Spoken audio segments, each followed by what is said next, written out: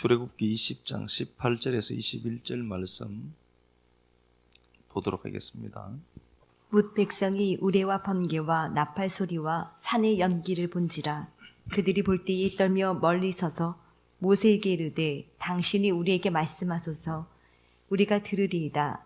하나님이 우리에게 말씀하시지 말게 하소서 우리가 죽을까 하나이다. 모세가 백성에게 이르되 두려워하지 말라. 하나님이 임하심은 너희를 시험하고 너희로 경외하여 범죄하지 않게 하려 하심이니라. 백성은 멀리 서 있고 모세는 하나님이 계신 흑암으로 가까이 가니라. 아멘. 예, 두려워하지 마라는 말씀의 제목으로 하나님 말씀 나누도록 하겠습니다. 10계명이 아닙니다. 계명은 엔톨레로 되어 있고요. 헬라어로 보면 엔톨레인데 종교인으로서 지켜야 할 계명, 지켜야 할 것들이라는 개념이에요. 엔톨레. 이게 이제 히브리어는 미츠바라는 단어인데요. 이게 계명, 하나님의 말씀은 늘 그렇듯이 이게 언약입니다. 언약으로 읽어내지 못하면 요 말씀은 계명이 돼요. 계명 엔톨레, 요 미츠바인데요. 요 미츠바는요, 요 계명 엔톨레는 지켜야 할 것들입니다. 그러니까 인간이 힘을 동원해서 어떤 것들을 지켜서 완성하는 개념이라는 개념이고요. 근데 이건 말씀을 잘못 읽으면 이렇게 되죠. 그래서 사람의 계명으로 가져간다라고 마태복음 15장에 나와 있습니다. 그런데 말씀은 언약입니다. 언약이라는 말은 베리트로, 늘 이거 외우시겠죠? 베리트입니다. 요 베리트는 두 단어가 합쳐졌고요. 요 바라라고 하고 바라와 카라트가 합쳐진 단어입니다. 요 바라는 먹다는 단어라고 했고, 그렇죠? 요 카라트는 삭제되다. 그러니까 조각 난 겁니다. 조각 찢어진 겁니다. 잘게 찢어지고 삭제된 것입니다. 그래서 어린 양이신 예수라는 그 예수님이 어린 양으로 오셔서 갈기 찢어져서 우리가 먹는 겁니다. 그래서 요건 베리트로 되어 있습니다. 그러니까 요 베리트라고 하는 언약은 우리 인간 편에서 도달할 수 있는 성질의 것이 절대 아닙니다. 그래서 하나님이 인간과 언약을 맺는 겁니다. 인간이 하나님과 언약을 맺을 수는 없어요. 그래서 하나님이 언제? 로마서 5장 8절에 우리가 아직 죄인 되었을 때에, 우리에게 원인이 전혀 없는 상태죠. 죄인 되었을 때 우리를 사랑했고, 그 죄인 되었을 때 하나님이 우리와 언약을 맺었습니다. 그 언약은 다른 게 아니라 그 하나님이 시작했고 완성하시겠다는 겁니다. 그걸 언약이라고 하는 겁니다. 그래서 성경을 보면서 이게 모든 것들이 그 하나님의 열심으로 이루어지는 것이구나를 알아야 돼요. 그래서 이사야 9장 6절에도 그렇게 되어 있습니다. 하나님의 열심히 이 일을 이룬다. 하나님의 열심. 여기 이제 이걸 질투하는 하나님, 칸나라고 되어 있는데, 질투가 아니라 그건 열심이란 단어입니다. 하나님이 열심을 부려서 하나님이 열심으로 해서 성취한다. 우리가 이건 말씀 보았죠? 믿는 것도 내가 하는 게 아니고, 그죠? 그 믿음에 견고해진 그것도 내가 하는 게 아니고, 그 믿음이 풍성해지고 하는 그것도 내가 하는 게 아니죠. 그래서 그건 시작과 완성은 하나님이 한다는 거죠. 근데 하나님의 열심으로 이걸 성취한다는 겁니다. 그러면은 우리에게 그 언약이 오려고 하면 어떻게 해야 되느냐 보니까 값비싼 대가를 지불해야 되는 겁니다. 누가요? 그래서 예수가 죽은 겁니다. 예수가 죽은 겁니다. 하나님이 죽었어요. 하나님이 죽어서 그 언약을 우리에게 넘긴 겁니다. 그러니까 이건 우리가 지켜야 될 정도의 개념이 아니라 그가 내가 죽어서라도 이걸 완성해 내겠다는 사랑의 정표라고 생각하셔야 돼요. 그렇지 않으면은 이거 너무 무서운 이야기가 됩니다. 그러면 저주받고 막 그런 걸로. 그러지 않습니다. 이런 무섭고 두려운 하나님을 믿는 사람이 너무 많아요. 제가 아무리 생각해도 그 하나님 너무 사랑이 많으신 하나님이더라고요. 하나님의 열심으로 이루는 건데요. 하나님의 열심과 하나님의 그 하나님 되심으로 언약은 완성되는 겁니다. 우리에게서는 애초부터 원인이 없었습니다. 애초부터 원인이 없었고 우린 그걸 누리는 인생들인데요.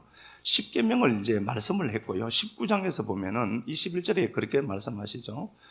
하나님이 직접 말씀을 해도 돼요. 하나님 지금 모세랑 말씀하고 계셨거든요. 그죠? 그러면은 모세는 물론 하나님의 말씀을 들을 귀가 있어서 들었겠지만 팩트로는 그렇게 하나님이 우레 가운데 하나님이 히브리어를 쓰든지 한국어를 쓰든지 말씀 못 하셨겠어요? 하실 수 있는 하나님일 거란 말입니다. 그런데 하나님이 모세에게 그렇게 말씀해요. 야백에서 모세에게 이르시되 21절입니다. 19장 내려가서 백성에게 경고해라. 내려가서 백성에게 말씀을 선포해라. 하나님이요 모세라는 매개체를 동원해서 백성에게 말씀해라 그렇게 말씀했습니다. 모세라고 하는 중보자를 통해서 말씀했고 마지막 절 보니까 25절 보니까 모세가 백성에게 내려가서 그들에게 알리니라. 모세가 백성에게 가서 말씀합니다. 말씀하는 주체는 하나님이 아닙니다. 모세가 중보자가 말씀하는 겁니다. 중보하시는 분이 말씀합니다. 우리가 잘 아시는 것 같이 이 모세는 예수 그리스도의 모형입니다. 자, 그 모세가 그렇게 말씀을 하시면서 맨 처음에 말씀을 시작하면서 시작을 어떻게 하는가 보니까요. 20장 1절 하나님이 이 모든 말씀으로 말씀하여 이르시되 하나님이 말씀하는데 이거다. 그리고 뭘 먼저 거론하는가를 보니까 2절에 나는 너를 애굽 땅 종되었던 집에서 인도해낸 내 하나님이다. 우리가 이거 20장 할 때 같이 나누었었어요. 하나님은 구원하시는 하나님이다. 20장 2절에 하나님은 이집트 땅 종된 그곳에서 고생하고 있는 그들을 하나님이 끌어내신 하나님입니다. 이 구원은 이스라엘 백성들이 도와달라고 한 게 하나도 없습니다. 하나님이 구원의 하나님이시다. 예수다. 예수아라는 단어입니다. 구원은 예수아예요. 예수다. 하나님은 구원하시는 하나님이시다. 그렇게 말씀을 해요. 말씀을 하시면서 나는 너를 애굽 땅 종되었던 집에서 인도해낸 내 하나님 야훼다. 구속하시는 하나님이다. 이렇게 되어 있죠. 근데 이게 잘못하면 어떻게 되냐 보면은요. 출애굽기 2장 다시 한번 가서 보고 오겠습니다. 출애굽기 2장. 출애굽기 2장 23절. 여러 해 후에 애굽 왕은 죽었고 이스라엘 자손은 고된 노동으로 말미암아 탄식하며 부르짖으니 그 고된 노동으로 말미암아 부르짖는 소리가 하나님께 상달된지라. 이스라엘 백성들이 기도한 것은 팩트가 맞습니다. 그래서 이스라엘 백성들이 하나님 앞에 탄식하면서 기도했습니다. 너무 삶이 힘들었습니다. 그래서 그들은 하나님 앞에 기도했습니다. 그 기도하니까 하나님이 그걸 들으셨나? 그러면 봐요. 우리의 움직임으로 인해서 하나님이 움직이시느냐? 그렇지 않습니다. 결단코 그렇지 않습니다. 2장 23절을 자세히 우리가 보면은 애굽 왕이 죽었고 요셉을 아는 왕이죠. 이스라엘 백성들은 고된 노동 때문에 탄식하고 고통스럽게 부르짖더라. 그게 하나님 앞에 상달됐다. 야, 봐, 기도 이렇게 하니까 상달되더라. 이게 맞느냐? 아니라니까요. 그게 아니라 24절은 하나님이 이렇게 말씀해요. 하나님이 그들의 고통을 들은 건 맞아요. 팩트죠. 고통 소리를 들으셨고 하나님이 아브라함과 이삭과 야곱에게 세운 그의 언약을 기억했다 이렇게 되어 있습니다. 그러면 백성들이 기도해서 하나님이 듣고 하나님이 움직이신 게 아니라 하나님이 그의 언약을 기억하셨더라. 자세히 한번 다시 보겠습니다. 어떻게 되어 있나 보니까 하나님이 그들의 고통 소리를 들으시고 얘들이 기도해서 하나님이 이렇게 액션을 취했다 이게 아니란 말입니다. 하나님이 그들의 고통 소리를 들으시고 하나님이 아브라함과 이삭과 야곱에게 세운 그의 언약을 기억했다는 소리입니다. 하나님이 백성들에게 세운 아브라함에게 세운 그의 언약을 기억하셨다는 소리입니다. 그러니까 하나님은 하나님의 언약을 미리 아브라함과 이 지금 당시에 출애굽기 2장 당시에 백성들에게는 언약을 직접적으로 맺은 게 하나도 없어요. 언제 맺었나 보니까 아브라함과 맺은 언약을 기억하셨다 이렇게 되어 있다니까요. 그러니까 이 이스라엘 백성들은 이미 출생 전에 그들에게는 언약이 먼저 있었던 존재라고 했습니다. 하나님이 주체가 되어서 언약을 세웠고요. 그걸 하나님이 기억하셔서 이제 이스라엘 백성들의 기도를 통하여서 일하기 시작하시는 겁니다. 기도해서 하나님이 생각했다고 생각하시면 안 됩니다. 그래서 이것만 갖고 하나님 앞에 그렇게 기도하면 들으신다라고 자꾸 엇박지르는데요. 안 그래요. 그런 얘기가 아니라니까요. 하나님은 하나님의 언약을 집행할 준비를 하고 계시다가 이제 때가 무르익은 겁니다. 얘들이 고통스러워서 하나님 앞에 한 방향을 설정하고 부르짖거든요. 이때 이제 이때가 됐네. 그리고 하나님이 언약을 펼칠 준비를 하시다는 소리예요. 그러니까 이게 우리 편에 있다라고 생각하시면 안 됩니다. 이미 창세기 알지만 15장 한번 가서 보겠습니다. 13절부터 이렇게 보면은 하나님이 이미 이스라엘 백성들에게 훗날에 존재할 이스라엘 백성들에게 먼저 언약을 맺었어요. 근데 이에 당사자들은 지금 없었던 거죠. 13절. 야훼께서 아브람에게 이르시되 너는 반드시 알라. 내 자손이 이방에서 객이 되어 그들을 섬기겠고 그들은 400년 동안 내 자손을 괴롭히리니 그들이 섬기는 나라를 내가 징벌할지며 그 후에 네 자손이 큰 재물을 이끌고 나오리라. 너는 장수하다가 평안히 조상에게로 돌아가 장사될 것이요 네 자손은 4대 만에 이 땅으로 돌아오리니. 예, 4대 만에 이 땅으로 돌아올 것이다. 가나안 땅에 아브라함, 이삭, 야곱, 요셉의 뼈를 갖고 오죠. 4대 만에 정확하게 도착한 거죠. 4대 만에 하나님이 돌아오게 할 거라고 약속 언약을 미리 하셔서요. 그때가 무르익었기 때문에 그들이 부르짖은 거지. 그들이 기도를 했고 하나님이 그 기도를 원인 삼아서 일했다. 이렇게 여러분 성경 보시면 안 됩니다. 그건 율법입니다. 그렇게 보시면 안 돼요. 그러니까 400년 동안 백성들이 괴롭힘 당하다가 4대 만에 돌아올 것이다. 그리고 돌아오는데 아모리 제약이 아직 차지 않았습니다. 그리고 그 당시 언약을 맺을 그 당시에 있던 그 당사자인 아브라함도 어떻게 하죠? 그때 잠들어 버렸어요. 언약을 같이 그 하나님이 아브라함과 언약을 맺었는데 그 아브라함도 언약을 받을 만한 위치에 있지 않더라는 소리입니다. 아브라함 얘도 잠들었다. 잠은 뭘 메타포로 갖고 있죠? 죽음이라니까요. 아브라함 얘도 봐. 그 언약을 내가 맺는데 얘가 뭘 했니? 그냥 죽은 거야. 얘는 아무것도 한 게 없어요. 아브라함은. 아멘 하면 따따블 했다. 이런 것도 없어요. 그냥 하나님의 언약을 주시고 아브라함은 그냥 잠들어 버렸어요. 그래도 그 언약은 그대로 성취되더라는 소리입니다.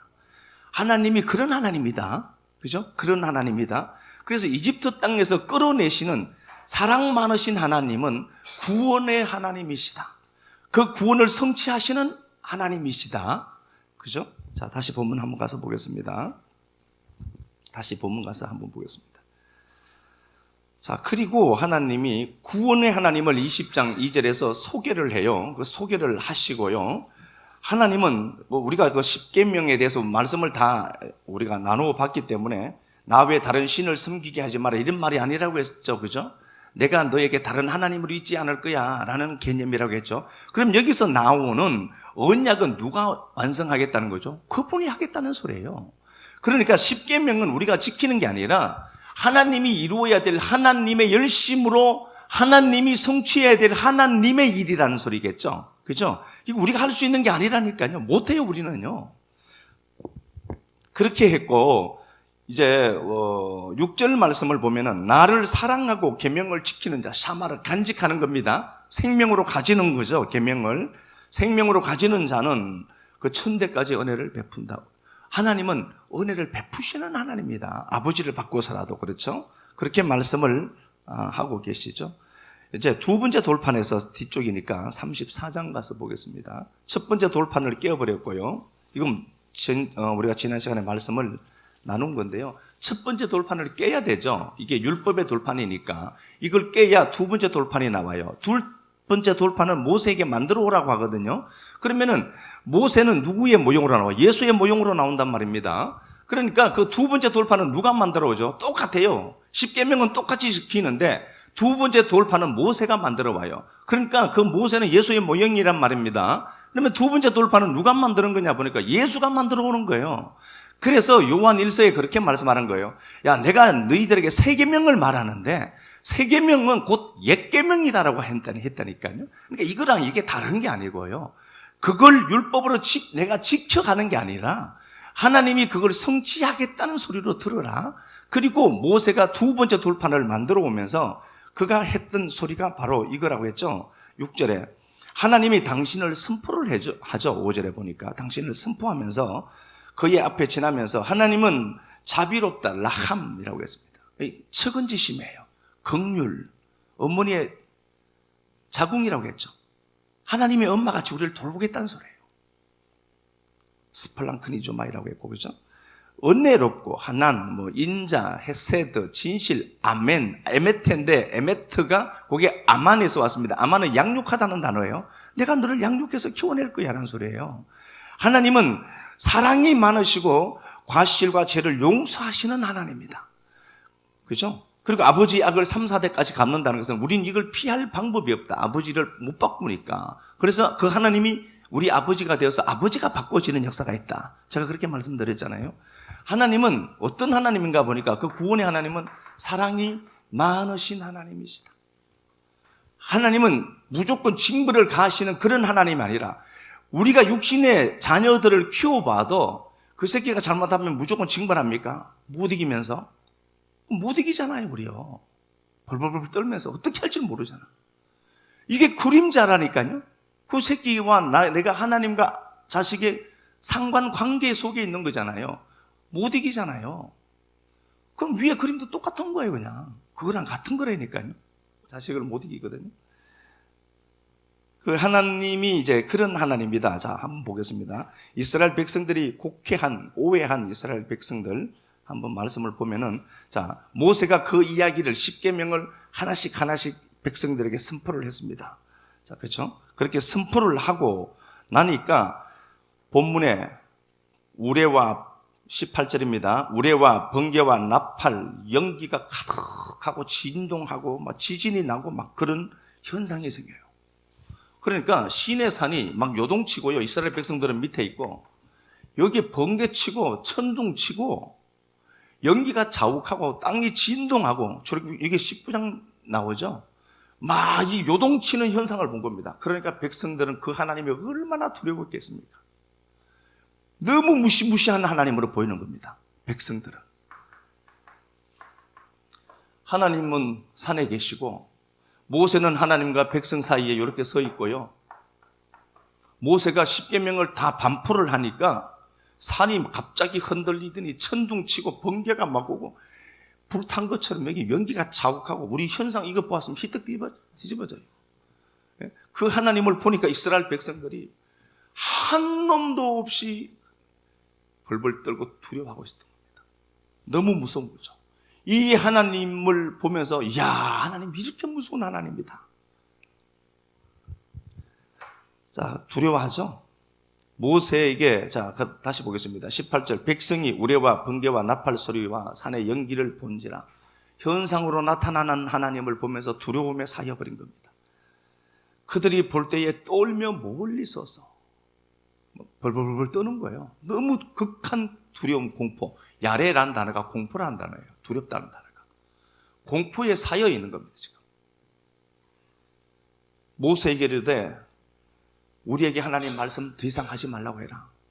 이 현상만 봐도 지금 오금미절이고 어찌할 바를 모르는데 하나님 혹시라도 말씀할까 봐 더 이상 말씀하지 말고 당신이 하나님 말씀 듣고 우리에게 얘기해. 그 얘기겠죠. 죽을 것 같다니까. 하나님, 여러분 이런 하나님일까요? 네? 이런 하나님을 자꾸 얘기하면 그래, 너는 네 하나님 그렇게 믿어라. 우리 아버지는 사랑이 많으신 하나님이다. 이런 거 보면은요, 어떻게 할 방법을 없어요.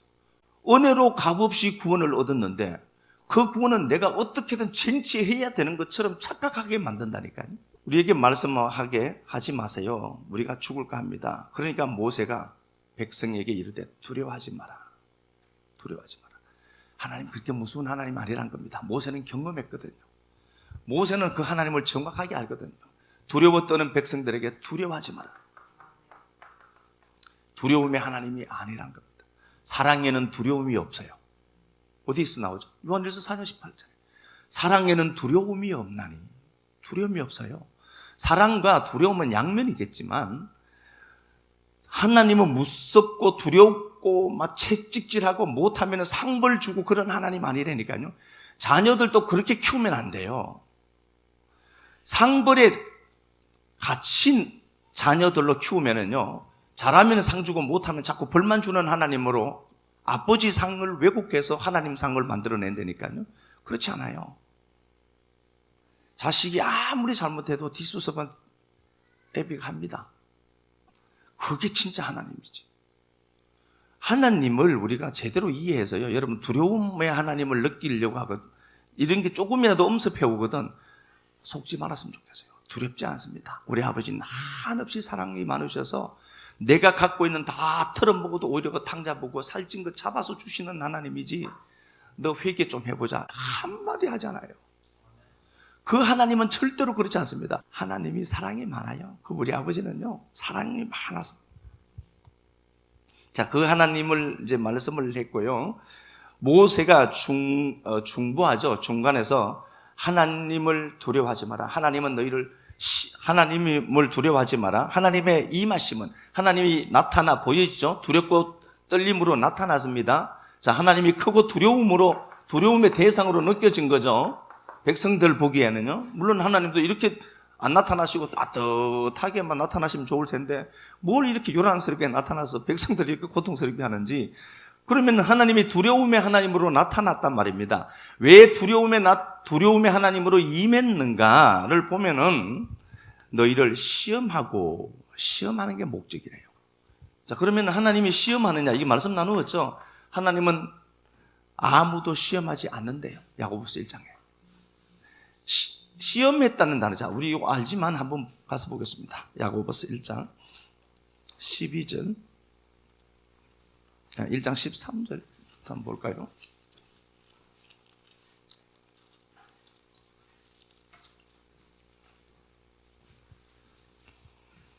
사람이 시험을 받을 때에 내가 하나님께 시험을 받는다 하지 말지니, 예, 하나님은 시험하지 않는다. 또 하나님은 악에게 시험을 받지도 아니하시고 친히 아무도 시험하지 아니하시느니라. 예, 하나님은 시험하지 않는데요. 페이라조입니다. 그죠? 시험을 위한 시험은 없다는 거예요. 그런데 12절 다시. 시험을 참는 자는 복이 있나니. 근데 시험을 참는 자는 복이 있대. 하나님은 시험을 하지 않는데 시험은 있다는 거죠. 그 시험을 참는 자가 복이 있다는 겁니다. 자, 또 봅시다. 이는 시련을 견디어 낸 자가 주께서 자기를 사랑하는 자들에게 약속하신 생명의 면류관을 얻을 것이기 때문이라. 예, 결국은 좋게 만드시는 거죠. 그렇죠? 좋게 만드시는 거고요. 자, 다시 한번 보겠습니다. 2절 한번 또 가서 보겠습니다. 내 형제들아, 너희가 여러 가지 시험을 당하거든 온전히 기쁘게 여기라. 예, 시험을 당하거든 기뻐해라. 하나님은 시험하지 않는데 시험은 있대요. 하나님이 친히 시험을 하지 않는데요. 그런데 시험을 참는 자가 복이 있고 그 시험을 만나거든 니들이 오히려 기뻐해래. 그러면 그 시험은 있다는 거거든요. 그 시험은 어떤 거냐를 보니까 14절 보니까 오직 각 사람이 시험을 받는 것은 자기 욕심에 끌려 미혹됩니다. 그죠? 내 안에 그게 있는 거예요. 내 안에 저 빵을 하나 먹었으면 좋겠다라는 간절함이 있으니까 배고프니까 그 빵을 훔쳐 먹은 거예요. 그게 욕망이죠. 물론 진리를 반대하는 율법의 열심을 얘기하는 게 맞아요. 그럼 보겠습니다. 그 시험을 만나거든 오히려 기뻐해라. 자, 그럼 봐요. 어떤 상황 앞에 내가 맞닥뜨립니다. 내가 배고픔을 느꼈고, 이거 돈 얘기하면 제일 쉬워요. 돈이 필요해요. 필요한데 난 돈이 없어요. 믿음이 대단한 줄 알았거든요. 돈 없어 봤어요. 그리고 독촉장 막 날아봐요. 여러분 100% 확신하건데 구속한 주는 안 보입니다. 돈밖에 안 보입니다. 그러면 이건 뭐죠? 이것 통해서 내가 이만큼 신앙했지만 나는 여전히 이 수준을 벗어나지 못하고 있구나를 알아먹는 바로 밑입니다. 그걸 시험이라고 한 겁니다.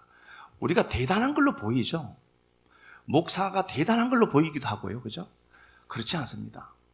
연약한 우리의 처음 자리는 항상 하나님의 은혜 없이 살 수 없는 존재인 것을 하나님이 자각하게 해요.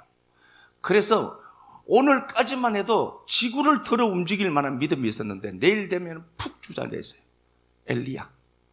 바알 선지자 450명 때려잡고 백성들이 와 우리 엘리사 그러니까 기곤만장했다가 19장에서 이세벨을 죽인다니까 푹 죽어서 시궁창에 머리 박고 있는 그게 엘리야, 그게 우리의 모습이에요. 시험한다는 소리는 뭘까요? 그럼 내가 이 정도 수준을 가진 자가 맞구나를 알아먹는 겁니다. 자, 그러면은 하나님이 시인의 산에 두렵게 나타나신, 현상으로 두렵게 나타나셔서 우리를 시험한다는 개념은 뭔가를 보니까, 봐, 권능아, 내가 이렇게 나타나면 너 지금 이러고 있지. 그러면은 내가 사랑의 하나님인데 네가 오해한 하나님은 도대체 뭐니? 라고 질문을 던지고 있는 하나님이십니다. 아, 내가 이것밖에 안 되구나를 알아먹게 하는 하나님의 친절하신 배려였던 것입니다. 그런데 현상적으로 이거 보면서 그들은 두려워 떨기만 하고 있었던 겁니다.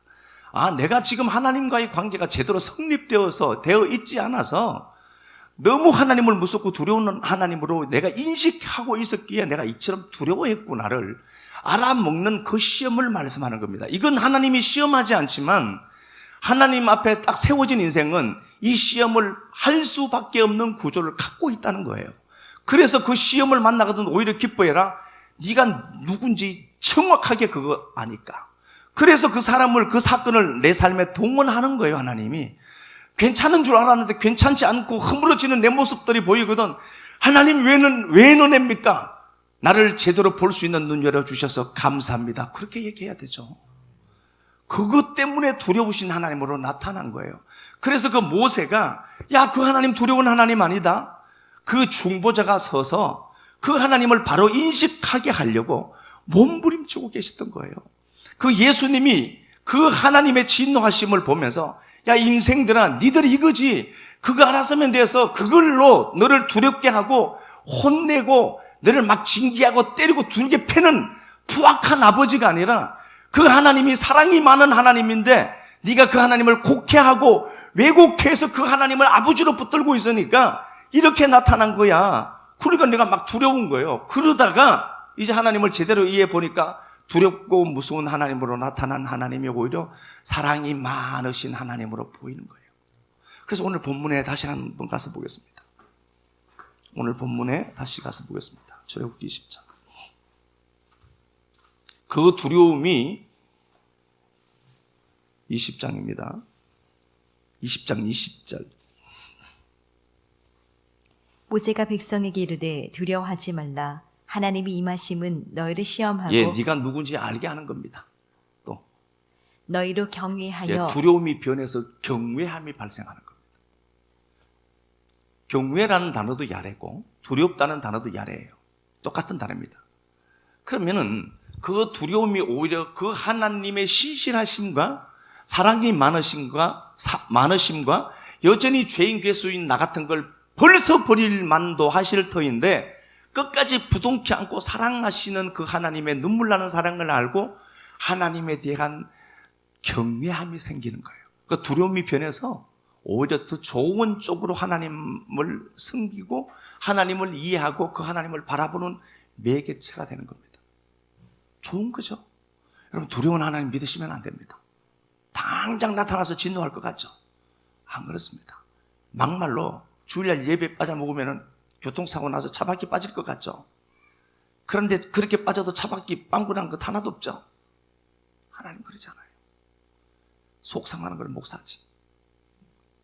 하나님은 안 그래. 그러니까 하나님이 두렵고 무서운 하나님이 아니라 그 하나님은 그럼에도 불구하고 항상 두 팔을 벌리시고 그래, 다시 네가 내게 돌아오길 내가 기다렸다. 기다렸다는 듯이 끝까지 그 사랑으로 우리를 품으시는 하나님이에요. 그 하나님. 자, 요거 하나 보면은요.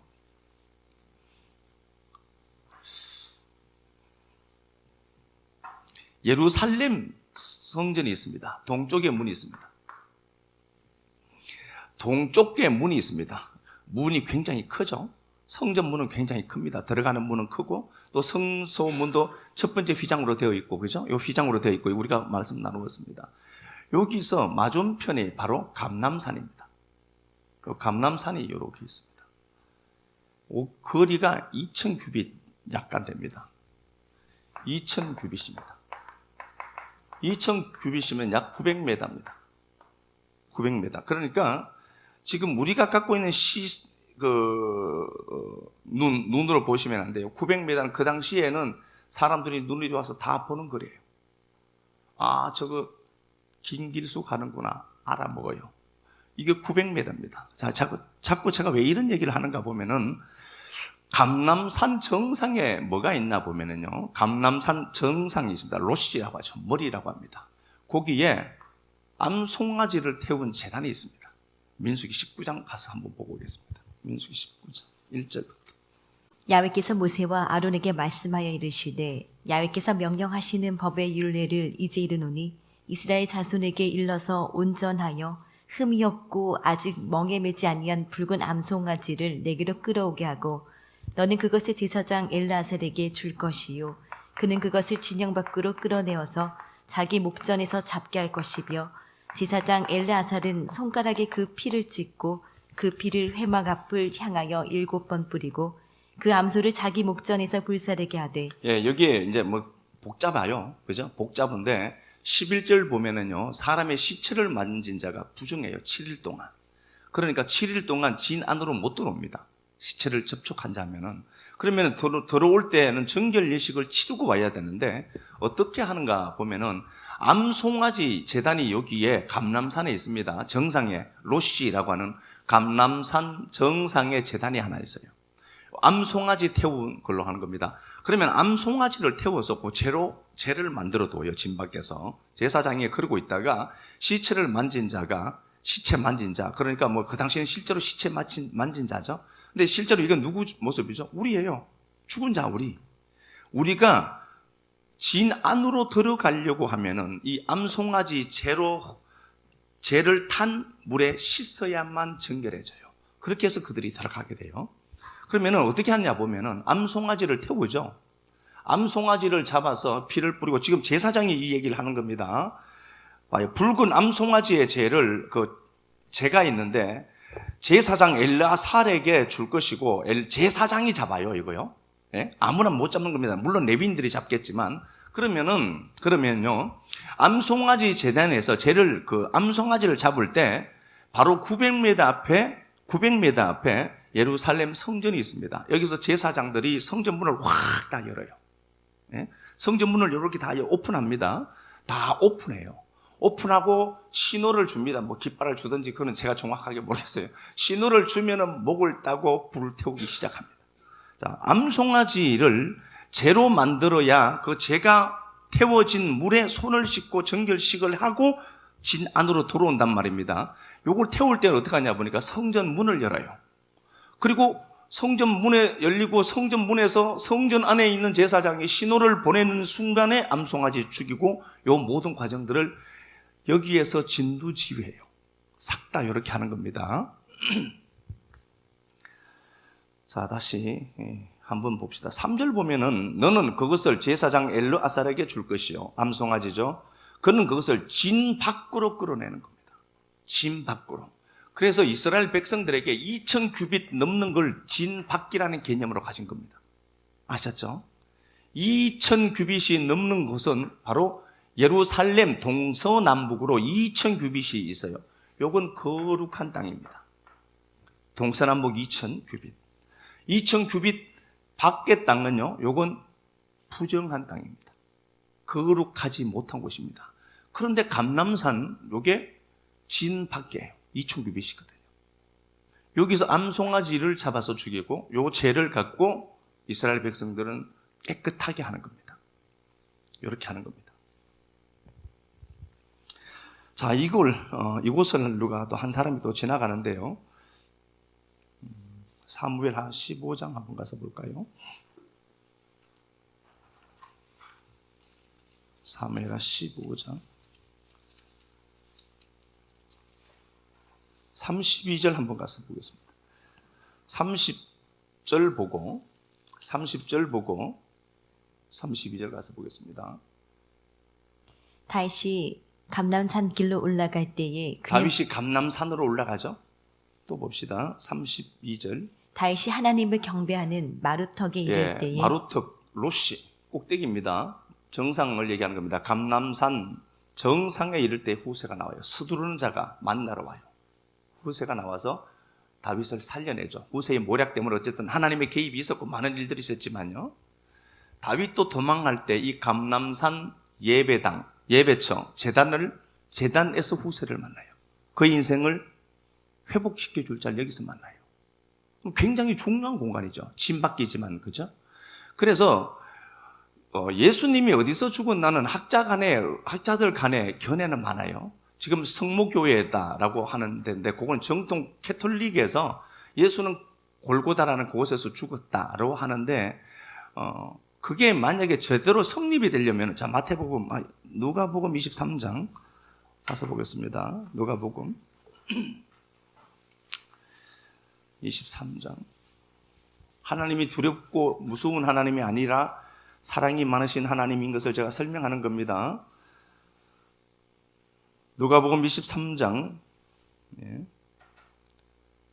44절부터 한번 볼까요?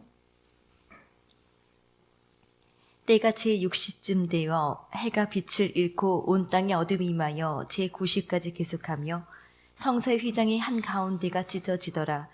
예수께서 큰 소리로 불러 이르시되 아버지 내 영혼을 아버지 손에 부탁하나이다 하고 이 말씀을 하신 후 숨지시니라. 백부장이 그된 일을 보고 하나님께 영광을 돌려 이르되 이 사람은 정령 의인이었도다 하고. 백부장이 단지 예수님이 죽고 죽음을 보고 그 된 일을 보고 하나님의 아들이었구나를 본 게 아니고요. 이 된 일을 다 본 거죠.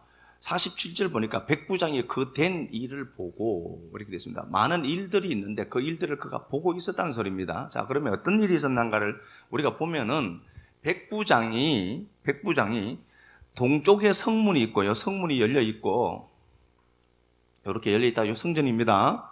열려 있고 성소와 지성소 사이에 휘장이 있어요. 이걸 찢어지는 걸 본 겁니다. 그러면 보려고 하면은 그 장소가 성모교회는 이쪽 서편에 있습니다. 뒤쪽에 있어요. 서쪽에 있다니까. 지금 골고다 언덕이라고 하는 학자들이 말하는 골고다 언덕은 뒤쪽에 있어요. 그럼 여기서는 이게 보여요, 안 보여요? 안 보여요. 휘장이 찢어지는 게 안 보인다니까요. 백부장이 유일하게 볼 수 있었다라고 보면 어디서 봐야 되는가? 이 장소에서 봐야 돼요. 진 밖에서. 그것도 예수가 어디서 죽었다고 하죠? 히브리서 13장 11절 이하 말씀에 진 밖에서. 그럼 예수님은 암송아지 이 제단 여기서 죽었다라고 보셔야 되는 겁니다. 여기서 백부장이 있는데 십자가 지시고 굴골레트로 되어 있죠. 굴골레트. 요걸 이제 그 갈보리라고 하죠. 굴골레트라는 단어가 해골이라는 단어도 갖고 있지만 사람의 머리를 헤아릴 때도 굴골레트라고 했어요. 사람의 머리를 이스라엘 백성들의 지파의 수는 이러하니 굴골레트입니다. 자, 어쨌든 보겠습니다. 어쨌든 그도 절미하고 예수님이 죽임 당하실 때 그가 십자가에서 죽어갑니다. 이걸 보고 예수를 믿었던 철학자들도 실제로 많아요. 도대체 어떤 신이 죽어가면서 나 믿으라고 죽어볼까? 그게 궁금해서 믿는 사람도 있어요. 하나님이면은 정말 신이라면 보통 어떻게 해야 되죠? 이 자식들, 그리고 갑자기 하늘에서 번개가 막 치고 처럼 때려 죽이고 불에 타 죽고 해야 되는데 무슨 말도 안 되는 게 신이라고 하면서 아버지 저들을 용서하세요 그리고 죽어버리더래요. 너무 궁금해서 예수 믿은 철학자들도 그렇게 많대. 우리랑 좀 구조가 다르죠. 근데 여기서 봤는데 여기서 이게 진밖입니다. 감람산. 여기서 보면 진밖이에요. 그래서 감람산에서 죽어야 되는 게 예수가 간절하게 3번 기도한 게 그리스도가 나오려고 하면은 올리브가 3번 깨부셔져야 되죠. 예수의 죽음을 또 얘기해 놓은 거예요. 그럼 여기서 보니까 백부장이 딱 보니까 여기서 봤는데 휘장이 갈라진 거예요. 암송아지 제단에서 여기서 휘장이 갈라진 겁니다. 그 휘장을 뭐라고 하죠? 새롭고 산 길이요 예수의 피를 힘입어 우리가 그 영원한 지성소에 들어가는 겁니다. 들어가는 조건은 뭐죠? 그 피예요. 우리의 어떠함이 아니라니까요. 도둑놈이어도요 그 예복 입으면 된다니까요. 그런데 자꾸 그렇게 급조해요. 그렇게 신앙해서 천국 가냐고. 그럼 어떻게 해야 천국 가는 겁니까 도대체? 교회 1억씩 내서 지우면 천국 가나? 그럼 조건이 도대체가 뭐냐고요. 히브리서 10장 우리 19절 가서 보겠습니다.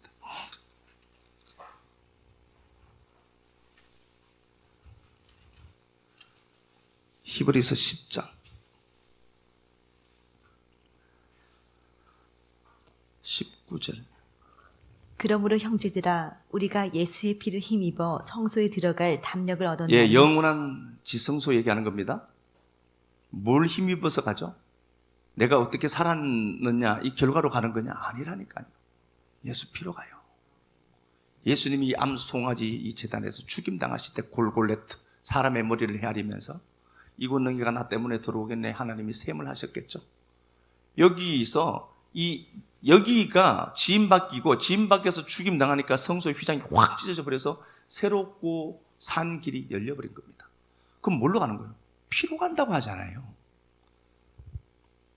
20절 그 길은 우리를 위하여 휘장 가운데로 열어놓으신 새로운 길이다. 새롭다. 전혀 새롭다는 거예요. 새로운 길이야. 휘장은 곧 그의 육체니라. 그가 죽어서 완성한 그 길이라는 소리입니다. 두려운 하나님이 아니라는 것 아닙니까? 17절 10장 17절 그들의 죄와 그들의 불법을 내가 다시 기억하지 아니하리라. 하나님은 기억도 안 하는데 왜 자꾸 기억을 하는지 모르겠어요. 우리는 18절 이것들을 사하셨은즉 다시 죄를 위해 제사 드릴 것이 없느니라. 이건 아멘 해놓고요 집에 가면 또 제가 생각나. 뭐냐고 이게 도대체가 무슨 말씀을 어떻게 믿었길래. 그런 거 없다니까요. 그런 게 없어요. 두렵고 무서운 하나님 아니라 한없이 자비롭고 사랑이 많으시고 나를 보면 그저 척은지심이 발동하시는 사랑과 자비가 인애가 진실이 풍성하신 하나님이에요. 그 하나님을 붙들고 우리가 한 주간 가는 겁니다. 우리는 말씀을 그면서 이래요. 우리가 집에 있으면은요 마누라 일어나는 데는 그거 붙여놓고 싶죠. 잠언 24장 33절 좀 더 자자 좀 더 자자. 그러게 하면은 내 궁핍이 강도처럼 올 것이다. 내가 눈 뜨는 자리에는요 주께서 사랑하는 자에게 잠을 주시는 도다. 그거 붙여놓고 싶잖아. 그러니까 성경을 어떻게 인용하느냐는 거잖아요. 성경은요 우리의 모든 공의는 예수께서 십자가 지시고 다 책임지셔서요. 아멘. 십자가 통과한 그 공의는 우리에게 영원한 사랑으로 열려 있습니다. 아멘. 두려운 하나님이 아니니까 하나님 앞에 어떤 이야기를 해도 돼요. 아버지 내가 힘들어요. 온갖 얘기 다 해도 돼요. 이거 하면 수준 낮은 거 아닌가? 아니요. 그 하나님은 한없이 사랑이 많으신 하나님이어서 내가 어떤 모습으로 오든지 그분은 수용하고 받을 준비를 하고 계신 하나님입니다. 하나님의 사랑을 만끽하는 우리도 됐으면 좋겠습니다. 한없는 사랑으로 탕자를 품어내신 아버지 하나님, 우리 아버지 되어주셔서 고맙고 감사합니다. 그럼에도 우리의 처지와 우리의 상황을 보지 아니하시고 당신이 친히 아브라함과 세운 언약이 우리와 지금 유효하도록 해주셔서 고맙고 감사합니다. 언약을 시작했고 완성하실 당신이 계셔서 그럼에도 보여지는 이 모습 때문에 좌절하지 않고 가리고 덮으시는 당신의 사랑에 의지해서 오늘도 예배 자리에 나온 믿음의 동력자들 복으로 충만 채워 주옵소서. 성전으로 영원한 그 새 나라로 새 하늘 새 땅으로 들어가는 그 길을 당신의 보혈 힘입어서 들어가는 우리 식구들에게 은총을 베풀어 주시고 다시는 죄와 불법을 기억하지 아니하시겠노라고 약속하신 당신의 놀라운 말씀 기억하면서 진 밖에서 저주받아서 새하늘 새 땅으로 가는 길을 열어내셨던 사랑하는 주님, 그 십자가 바라보며 감사하게 지내는 한 주 되도록 도와주옵소서. 사순절 기간 좀 더 우리에게 주신 은사를 통해서 사랑을 더던져서 그 큰 은사를 만들어가는 자들 많아지도록 성령님 도와주시고 저도 은혜가 필요한 자임을 알고 그 은혜를 흘려내는 식구들 많아지도록 은혜감 베풀어 주옵소서. 주님 앞에 드린 시간들, 물질들, 섬김들, 공개함들 모두들 축복하여 주시고 오순절 마가다락방의 성령의 큰 역사하심의 역사처럼 하나님 흔들어 채우고 넘치는 충만한 복을 허락하여 주옵소서.